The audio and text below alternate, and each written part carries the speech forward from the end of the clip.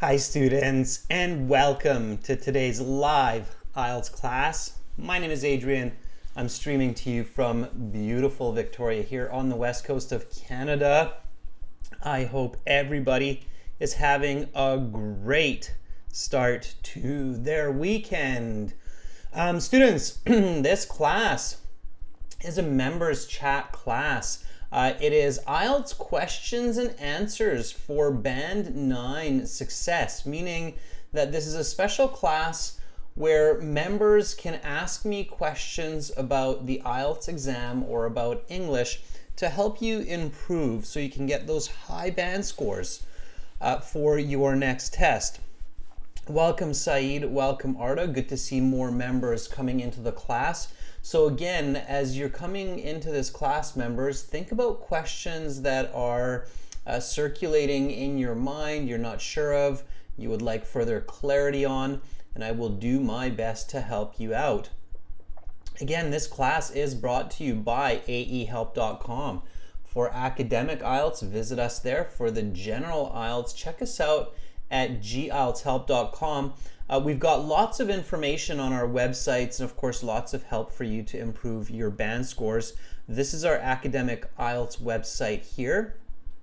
You simply just have to click this big red button right there to join the premium IELTS package. And then when you do that, you have a My Student account.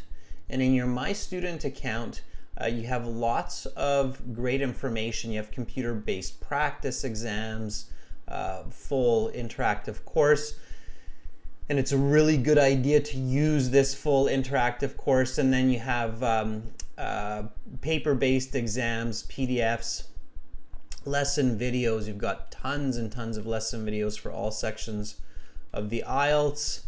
And then after all these videos, you also have audio CDs and additional services. So lots of help there for you. I'm just showing you that because it is a question and answer class, and I think a lot of your questions can also be answered by our materials on the website.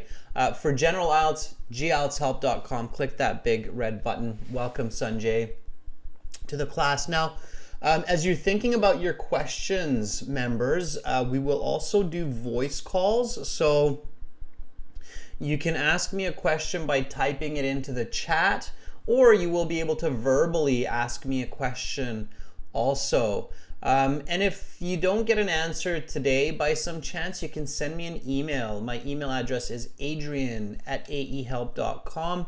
Just send me an email and I will give you an answer within about 24 hours or so. Okay, students, so March 12th to 19th, the upcoming streaming week. So we've got questions and answers right now.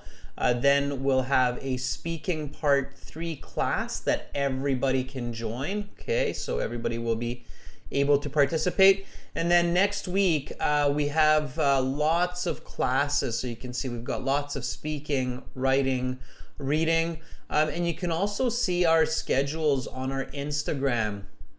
The Instagram is IELTS_AEhelp for academic and GIELTShelp for general. So check out Instagram, and then of course get our apps from your app store. So you can get Academic IELTS Help app or General IELTS Help app from your app stores. Okay. All right. And so again, this is a question and answer session, and simply we want to look at some questions here. Let me actually do it this way so you can see the questions. So you can actually see who's asking these questions. Okay. Let's go into the chat here. Okay. All right. So let me see if I can do it this way here. All right. So all right, we've already got some questions coming in, and the first question here is let's see. It's coming from Rahul. I'm just going to show. There we go. Okay. So now you can actually see what I'm seeing exactly. So you can see the chat here. And let's just grab the first question here.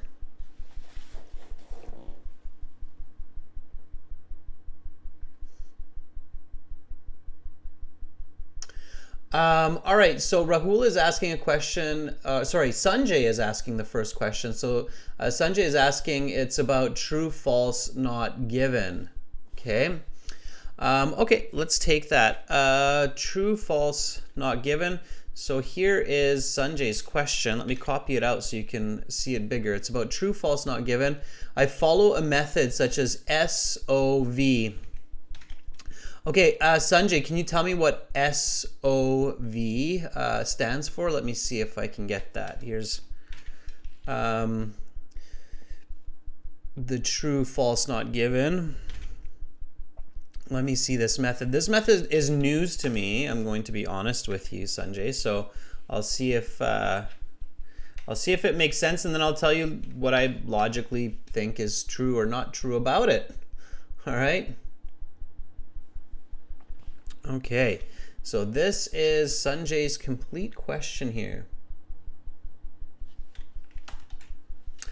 Okay, so my question is about true, false, and not given. I follow a method such as subject, object, verb. Okay.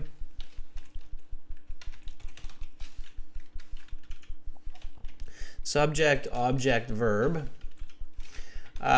If two of them I can't find in the passage, I write it as not given. Is this helpful?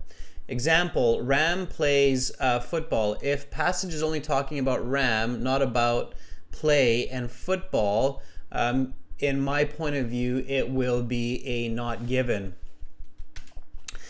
If I write true or false as yes or no, is it right or wrong? All right, so we've got lots of good questions here. Okay, Sanjay, let me answer this for you. I can definitely give you a clear answer here. All right. So searching for specific words, okay, or specific grammar is not going to help you in true, false, not given, Sanjay. All right.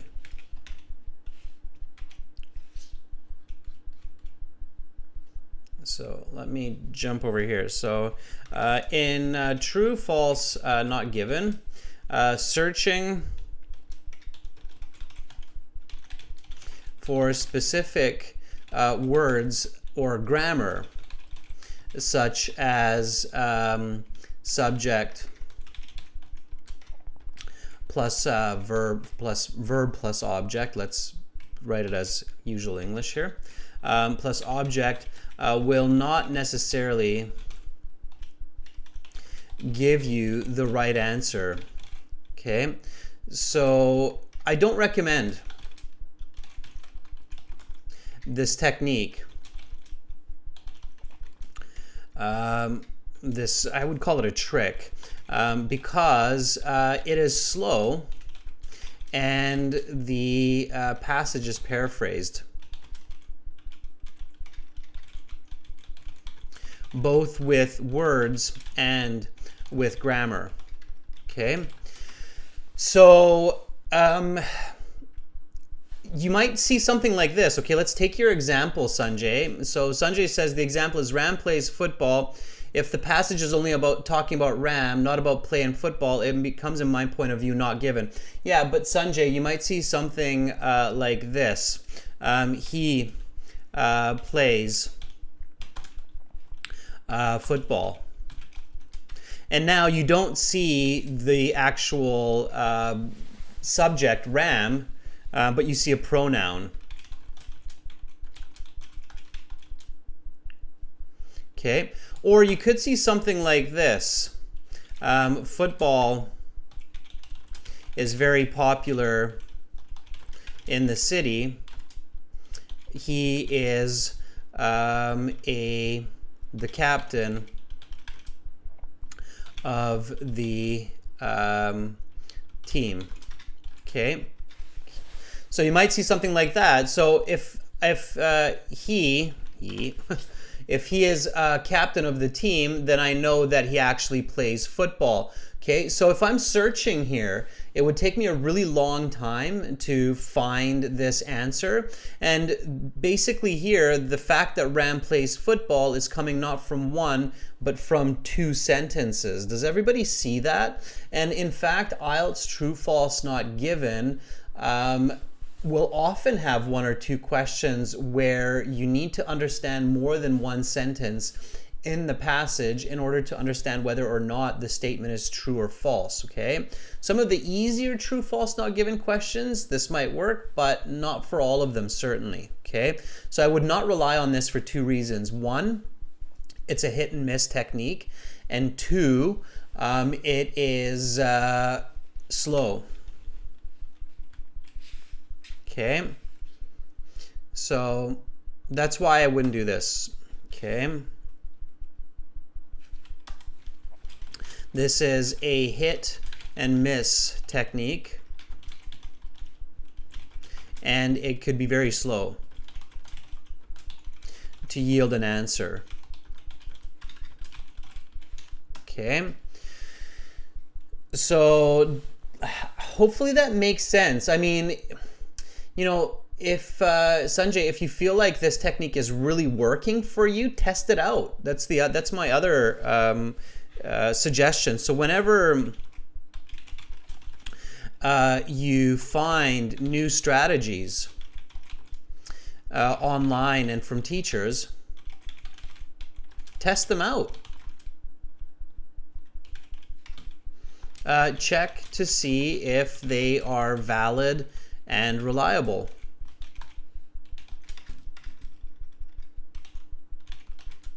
Okay. All right. Sanjay says not too much. All right. Okay. Well, that kind of answers it on its own, Sanjay. So if you're using this technique and you're not really finding it useful, you're not really improving your scores, then that will also give you an indication of whether or not that's working for you. Okay, so I still think the best technique for true, false, not given is simply figuring out if it's given or not given by understanding whether or not it's important for the passage, and then figuring out whether it's true or false by logically thinking and understanding the passage.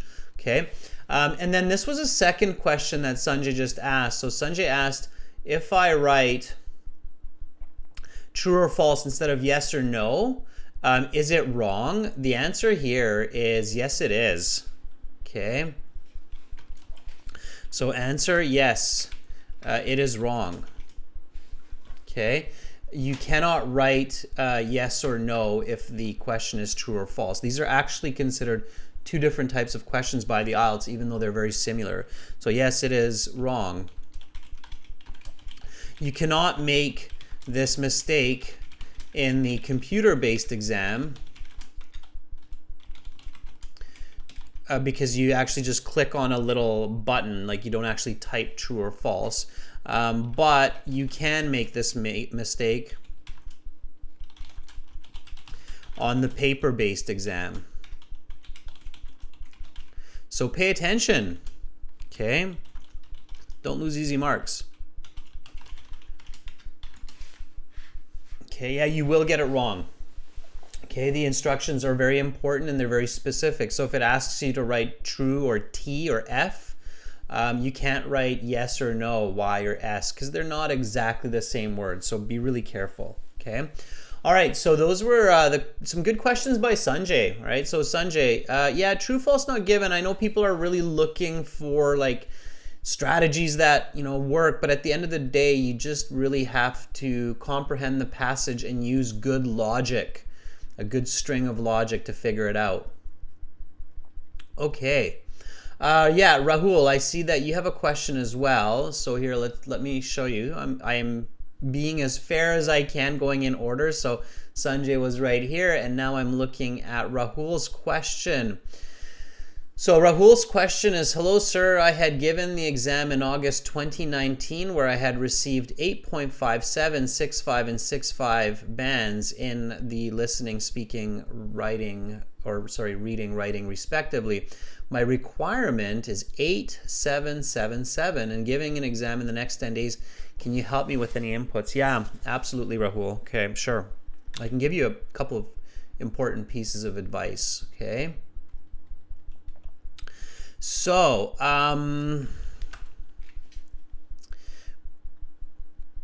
again, this is Rahul's question here. So Rahul obviously needs to improve by at least a half band in the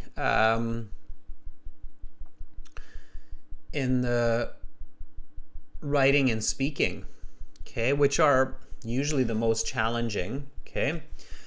All right, so here's an interesting thought for you. It's an answer and it's a thought as well, Rahul. So if you need a score of 8.777, your goal should actually be 8.5, 7.5, 7.5, and 7.5. What I mean by that is, so this means that when you are doing practice exams and assessments, so Rahul, if you book like a speaking interview with me or someone else, or you send your writing to a person to get assessed, then you should be getting band 7.5 at least 50% of the time, okay? So this means that when you're doing practice exams and assessments, you should be scoring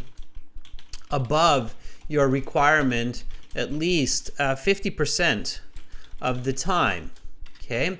This will give you a realistic chance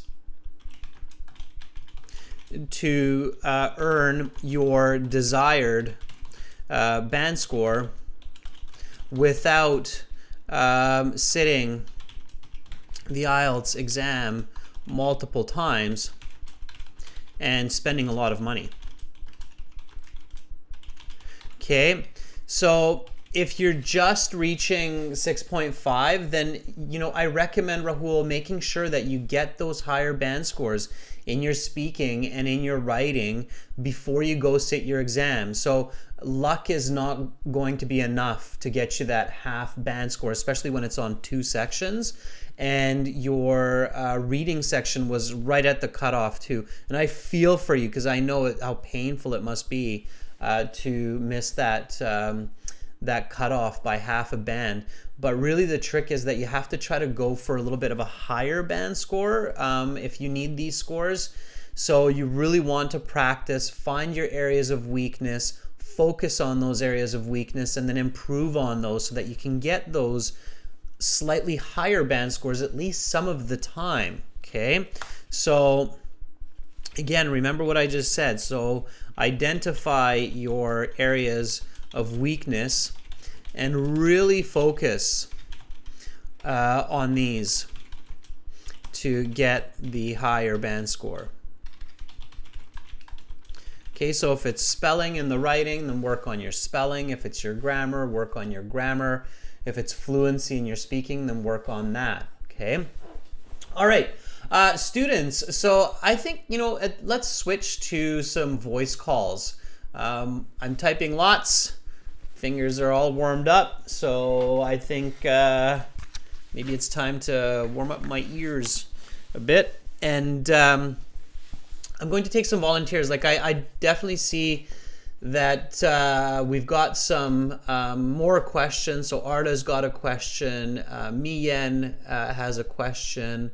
So yeah, that's great. And I can answer all of those while you practice a bit of your English speaking. So you've typed them. Now just ask them verbally, and I can see that there are a lot. So to volunteer for questions, I think members, most of you know how to do this, okay? So go to the website, aehelp.com, register an account, okay? And then go to your My Student account.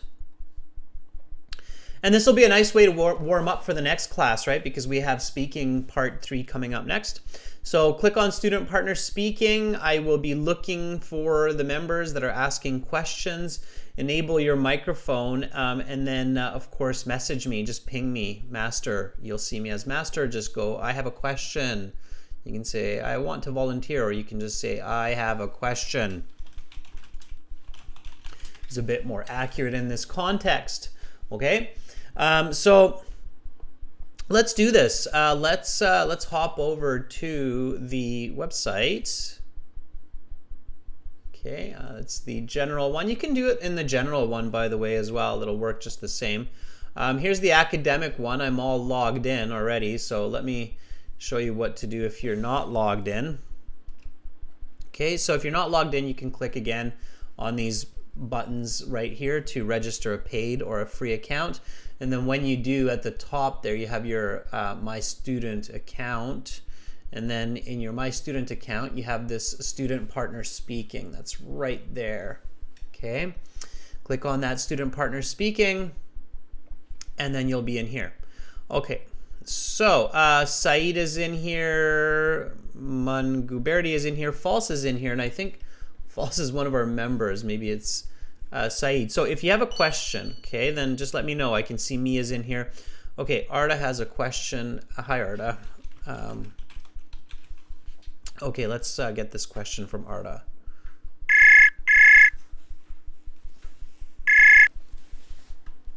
Hello. Hi, Arda. How are you? I'm good. How are you? Doing pretty good. Thank you for asking. All right, Arda, I see that you have a question. Fire away. Yep. How can I help you? I wasn't sure if I should take the computer-based IELTS exam or paper-based IELTS exam. I actually am a fast typer on my keyboard, but I was curious about the differences between those.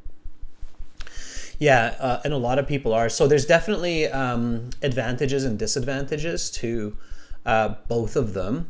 Have you done exams on the computer in the past, in school, in not in school, but I actually did some practice tests on my computer. Okay, yeah, maybe some online courses. Were you doing quite a bit of school online during the pandemic, the IELTS pandemic? Like, did you do remote school? Yep. You did, okay. Yeah, so I think that's common for a lot of people. So that means that, you're getting more used to learning through a screen and doing operations through a screen as well, right? A lot of people, because of the pandemic, have spent more educational time with a computer, which of course is good practice, if you will, for the IELTS computer-based test. So another question, you said you can type quickly. Can you touch type? That means, can you type while looking at the screen? So do you look at your fingers when you're typing, or do you look mostly at the screen? No. I look at the screen. Yeah. Perfect. That's a very important question for the writing part, because in writing, to process your thoughts, your thinking, it's really important that you're looking at the screen and not your fingers when you're typing an essay. Just like in paper-based, you'd be looking at your hand as you're writing, okay? I think definitely I would recommend the computer-based exam for you in this case. It sounds like you're comfortable with the computer. You can type well with the computer. It's easier to, so how should I say this? Your chance of making mistakes is lower in the computer-based exam because of the way that it's set up. So just like that previous question that Sanjay asked with the true, false, not given, in the paper-based exam, you could actually make that mistake of writing a yes instead of a true. But on the computer-based exam, you can't, because you just click the little bubble for true, if I remember correctly, right? Also, for example, like if you're worried about losing marks for capitalization, like writing big letters or small letters, in the computer-based exam, you can literally just hold down or hit the caps lock button and then type all capitals for the reading and listening. Don't do that for the writing, though, okay? So in the writing, you have to use proper capitalization. So I think that's definitely a bit easier. Here's an important question. Do you use a British QWERTY keyboard? Oh, that's a good question because I have both of them. Like I usually switch when I need, like if I need my Turkish keyboard, I usually switch to it. But like most often, I use my English keyboard, Yeah, that's and they're really, like different buttons. yeah, they are, of course. I have one that's that's a hybrid British QWERTY with a Hungarian keyboard because I type in both languages as well. So I have a hybrid keyboard, and I know that when I switch between them, sometimes I make strange mistakes because not all of the letters and buttons are the same, obviously. When you're going for the computer-based IELTS exam, Hmm. it is a really good idea to stay with the British QWERTY keyboard for at least a few days before the exam and never switch, just so your brain is really fixed on that Yeah, British version. You get what I'm saying? yeah, yeah, true. Yeah, because it can be awkward especially in the writing section where you're writing fluently and then you keep hitting a Yeah, different button. It's really you might frustrating. lose some time. You lose some time and you can make some typos that you otherwise wouldn't make. So yeah, so definitely that's important.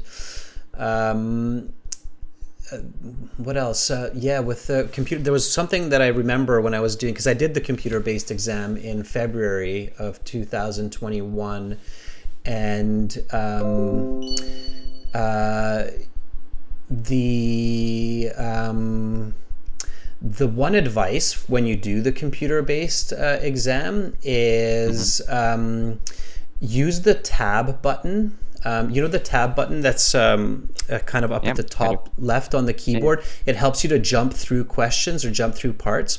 So become really familiar with the tab button because you can actually lose your position in the listening section, especially when you're using the mouse and you're trying to click to other places. yeah.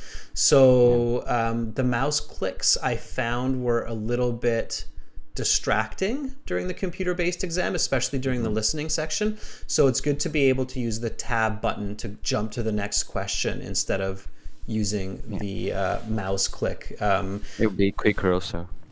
Yeah, and I actually found that well, I was quite fast, so I was able to kind of reposition myself, but I could see that how I could easily miss a question because of the mouse and kind of searching with the mouse for where I'm clicking. So it's faster, it's easier. So use the tab button for sure Hmm. during the listening.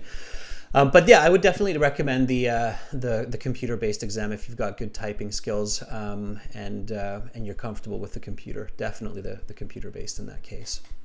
Okay, thank you. All right. Okay. Great question. I think that helps a lot of people. So thank you for asking that question, Arda, and hopefully You're we'll welcome. see you in the next class as well. Bye bye. Okay. Bye. All right, so that was Arda with a very good question. Yeah, Saeed says tab is very useful. Yeah, so whoever has taken the IELTS exam, if you've done the computer based, you learn very quickly that the tab button becomes very useful in that computer based exam. Okay. All right. Um, let's see who else. Me has a question. Okay, me. Let's see. Yes, of course. Okay. By the way, students, before we get started here, I just wanted to show you something, show you a useful tool, I should say. There's this website called Rapid Typing. Okay, the URL for this website, it's called Rapid Typing. It's absolutely free. rapidtyping.com. It's completely free. Okay, there's no promotion here or anything. It's just a beautiful ancient piece of free software that you can use to improve your typing if you want to sit the computer-based exam. So this is what the page will look like. You can download it, install it, and start using it. It's really nice for getting you ready for the computer-based IELTS exam and getting you familiar with the QWERTY keyboard. Okay. All right. Okay. So that was a bit of a side note, but let's get back to your question. I'm going to call you, Me. Hopefully you're there and you can pick up.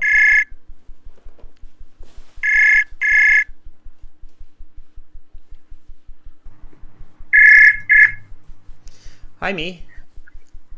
Hello, how are you? I'm doing good, thank you. How are you doing? Yeah, I'm doing great, thanks. All right, awesome, me. So, you have a question for me? Yeah, okay. I have a question about the websites, like about the editing service. Hmm. To be precise, like if I use the questions that are not on the list in the website, like how can I do that? And do I have to pay extra money? Okay, good question. Good question. So, no, you do not need to pay extra money. And yes, you can absolutely ask a question. Just so that everybody's clear, I'll show this, okay? So, I'll show everyone what you're asking me, because I think a lot of people are like, well, what is me asking? Okay, you have on the website these task one, task two editing services. And when you click on these green buttons, up comes this page. And then here you can select a question like, Earth diagram, and then here you have a task one question with a diagram, and then here you can type this diagram depicts the layers of the Earths. Okay, and then you can submit that for proofreading and editing. And I will show what that looks like. Whoa, okay, there's my typing. All right, so you can submit that, and then when you submit that, right, then this will be 54 cents because it's 6 cents per word.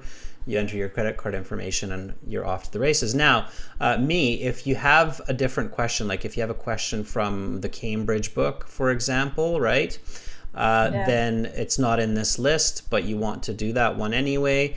Then what you need to do is just email that question or that diagram. So send it by email to admin@aehelp.com, and then just put your essay into this processor, and then just pay for the essay only the same way as you would for this one. Uh, Okay, so okay. does that make sense? Okay, Yeah, so yeah.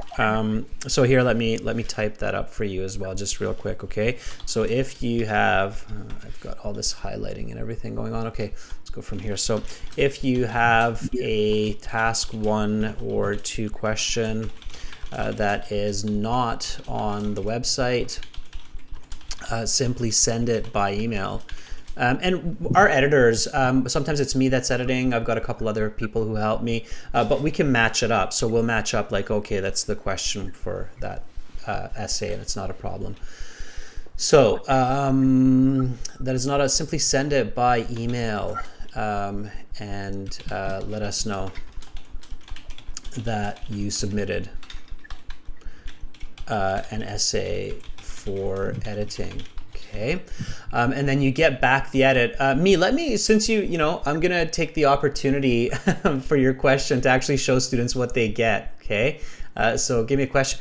Have you used it, Can I ask? Have you used the editing No, I service? haven't used it. No, I haven't used it, so I asked you to Okay. know how to use it. Okay.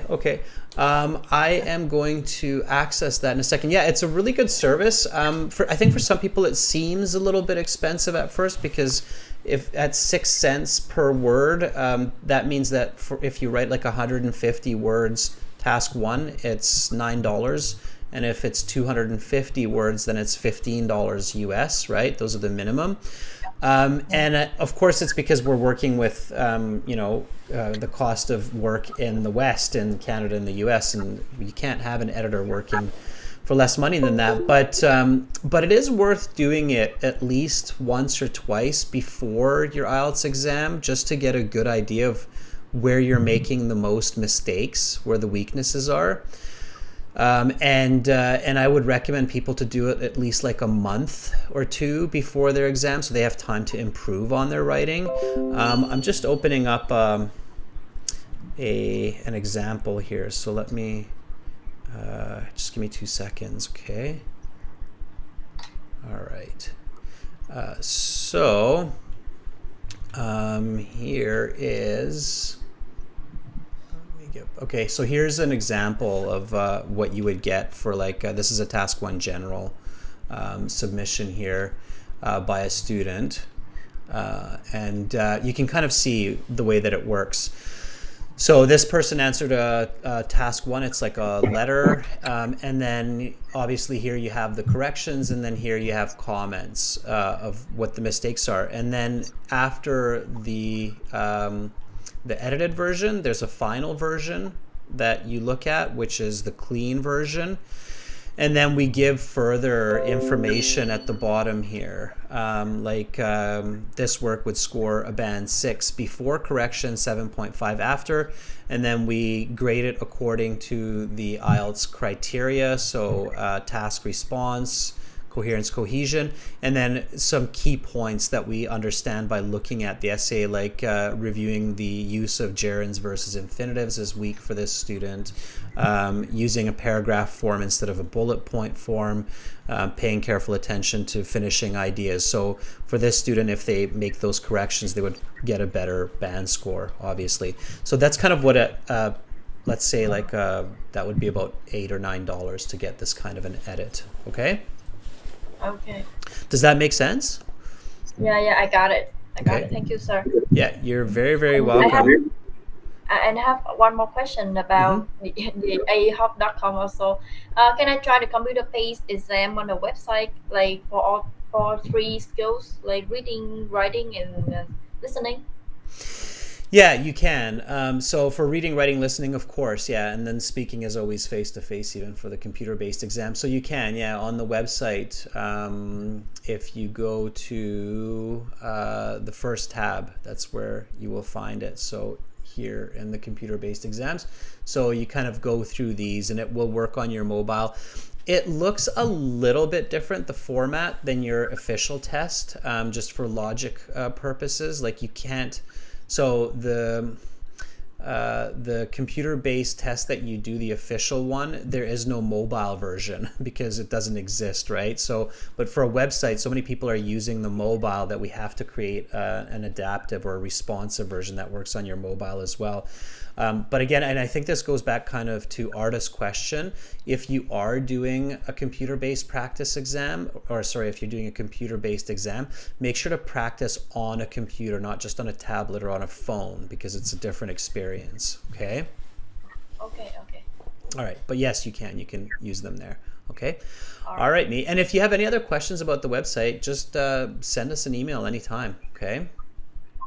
Okay, thank you, sir. All right, thank you for your questions, Me. Have a good day. Have a nice day. Thanks, bye. Okay, that was Me. So Me asking about what's going on with the website there and some of our services. Yeah, lots of services on the website, students, so check those out. Okay, let's see. We have some other questions.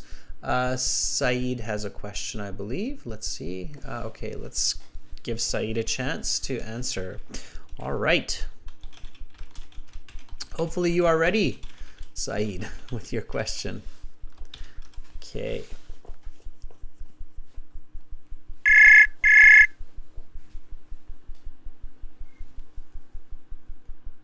Hello, sir. Hi, Saeed. How are you? I'm doing great. How about you, sir? Doing quite well also. Thank you for asking. So how can I help you, Saeed? What can I help you with? So I was curious to know about the validity of IELTS certificate because, you know, here in Uzbekistan, I've heard that the validity of IELTS certificate decreased from 2 years to 1. Is it true or not? That's a great question. And my very, very honest answer is I don't know. However, what I can tell you is that standard for the IELTS certificate's validity is 2 years. So internationally speaking. So internationally, when you have an IELTS certificate, then it is considered as valid for 2 years, which makes sense because your English level doesn't change too much in a 2-year period. So if you have a band 7 level, then you're probably still pretty close to a band 7 even after 2 years of not using the language that much. After that, it definitely starts to decrease, right? So that's what they're worried about. If somebody has, you know, band 7, band 8, but then they don't speak English for 2 years, so their English becomes worse. Or the opposite. they use a lot of English, and their English is actually a lot better. So the certificate doesn't reflect their true level, which is not to your advantage, right? Now, having said that, Saeed, you have to check. So even though IELTS says that their certificate is valid for 2 years, it's actually the place of registration that reserves the right for validity. So some workplaces will say, we want an IELTS certificate that's 6 months or less. Really? Yeah, some workplaces, yeah, because they want to know your English now, not 6 months ago, okay? So you have to check with the place that you're actually planning to apply. Most immigration centers like Immigration Canada or Immigration Australia will accept the 2-year validity.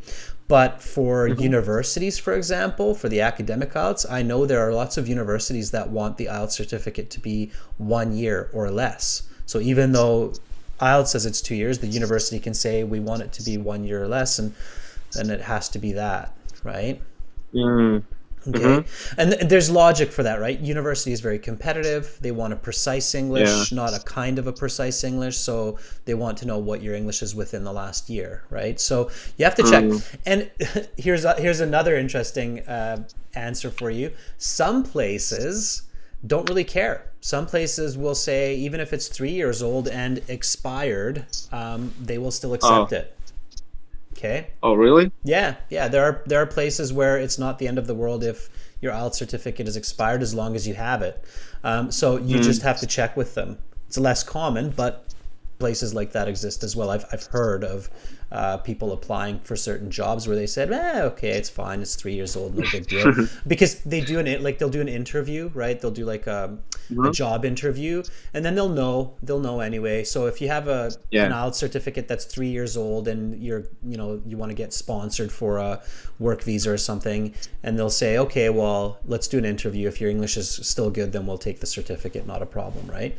So even though IELTS says 2 years validity, it's not etched in stone. Do you know this idiom, not etched in stone? Yeah. It means it can change depending, right? So check with the place. The best guarantee is always check with the place where you're applying, right? All right. Okay. Thank you, sir. Right. And actually, I got one additional question. Like a bit silly one, but can you like drink water during the speaking interview? Yes, absolutely. So you can take with yourself into the speaking and it's a good idea to do that.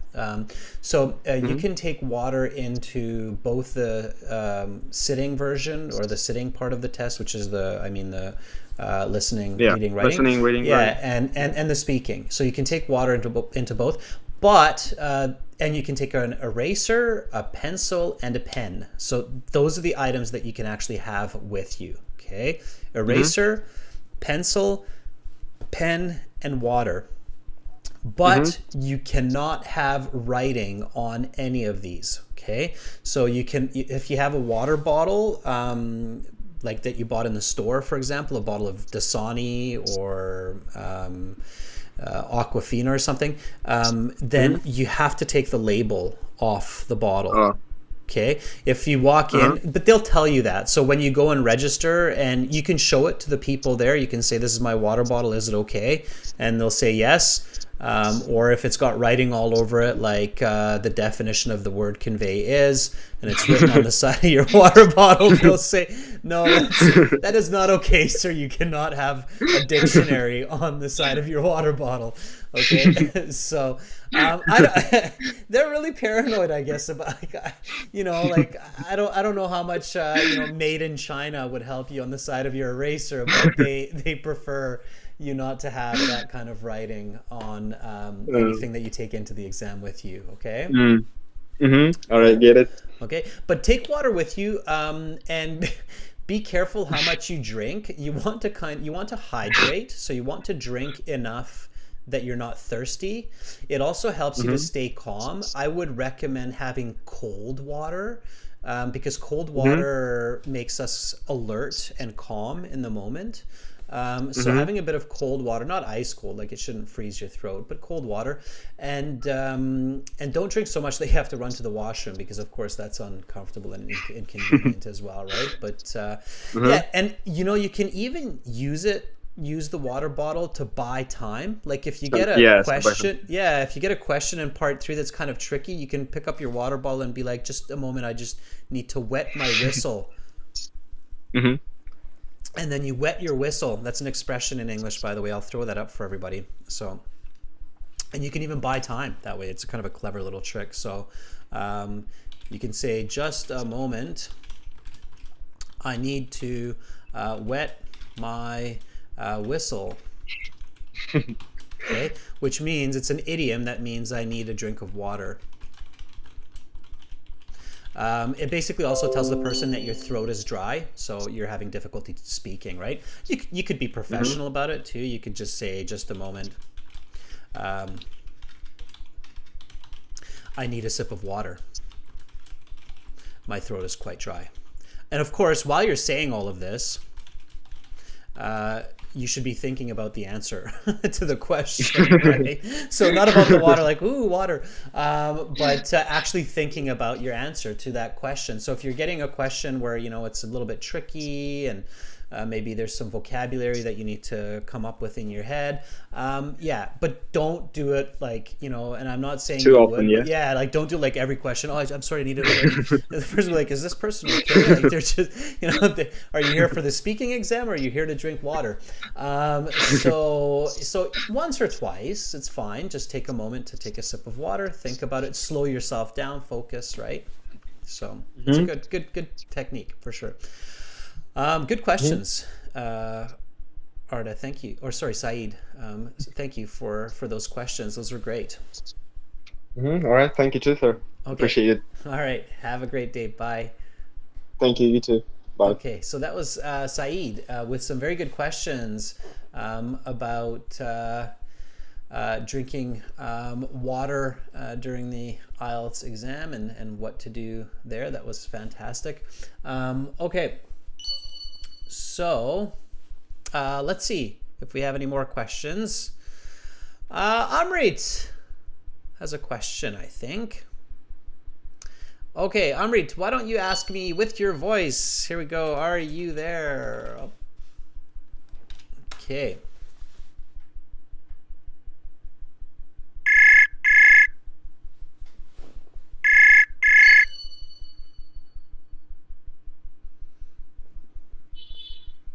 Hello. Hi, Amrit. How are you, sir? I am doing great. How are you? I am doing great, sir. Thanks for asking. All right. Amrit, you've got a question for me, and I see it there, but I'd like you to just ask me verbally. So ask me your question, and I will do my best to give you an answer. Okay, sir. Sir, I sit 2 times in IELTS exam, but I always stuck like a 5.5 band in writing. But I use some vocabulary. And sir, I want to know about how to improve my writing, like, and even I watch your all videos, like writing task 1 or 2.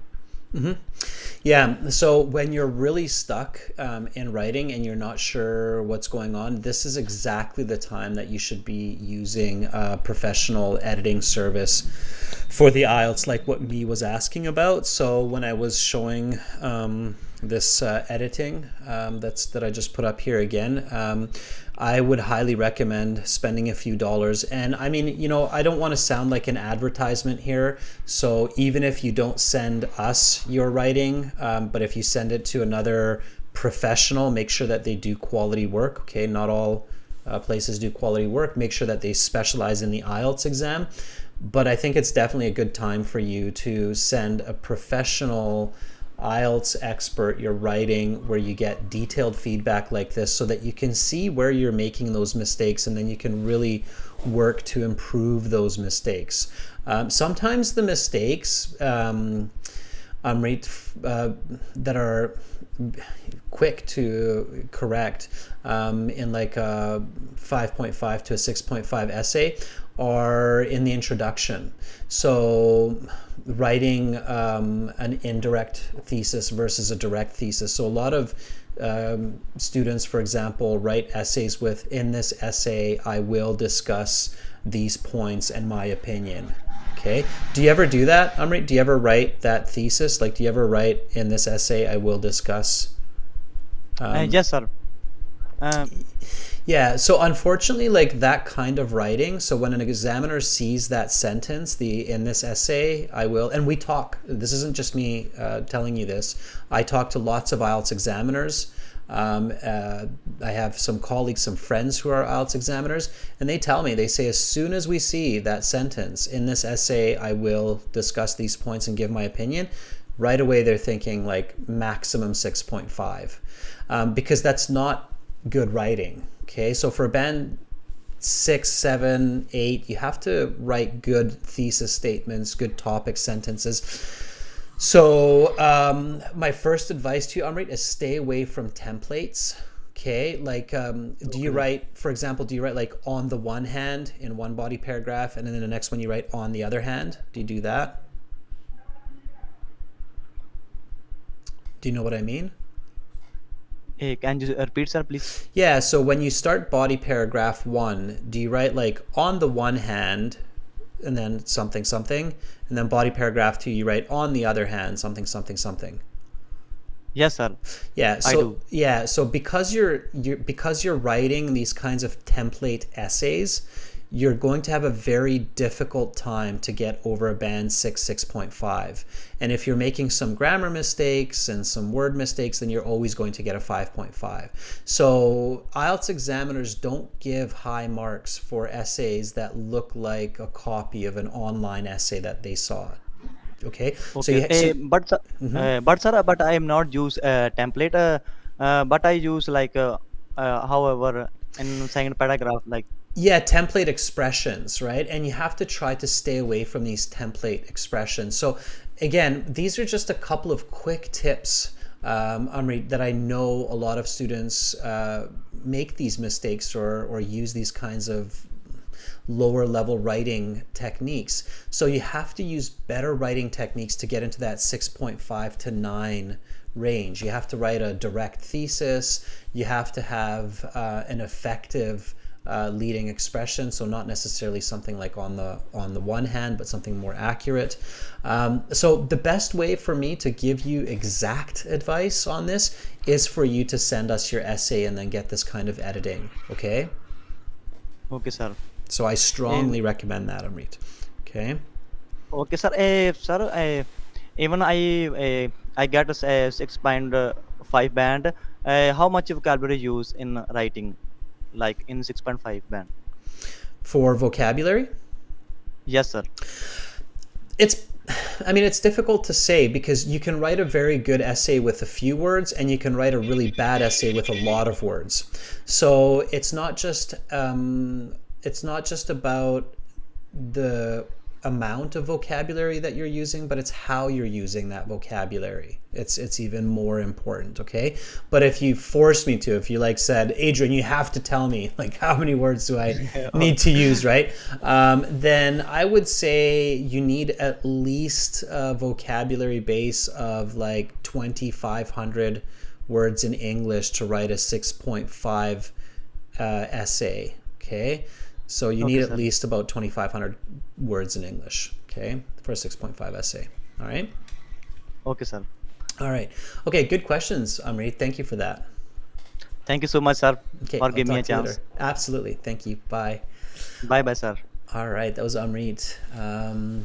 Thank you for those questions. So very good questions so far. Saeed with IELTS validity and drinking water now. Amrit with the requirements for better writing scores.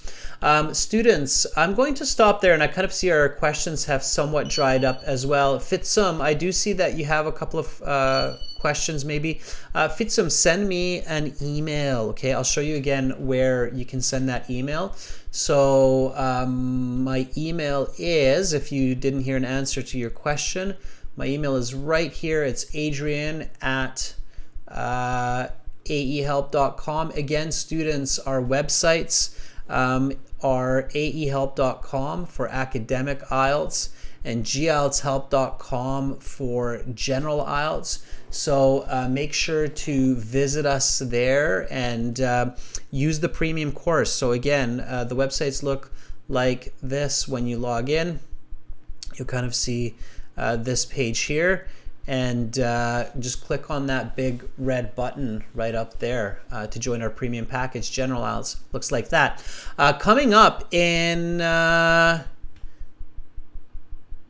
30 minutes, everyone, we've got some speaking part 3 practice. And for speaking part 3, we will be doing lots of volunteering, lots of voice calls. You're very welcome, Jainil Cass. I'm glad that I was able to put a smile on your face, and same with Arda. So hopefully I will see all of you in the next class, okay, in our speaking part 3 class. And hopefully we'll get lots and lots of volunteers. So have a good break and see you soon. I'm Adrian. I will be back in 30 minutes. Bye for now.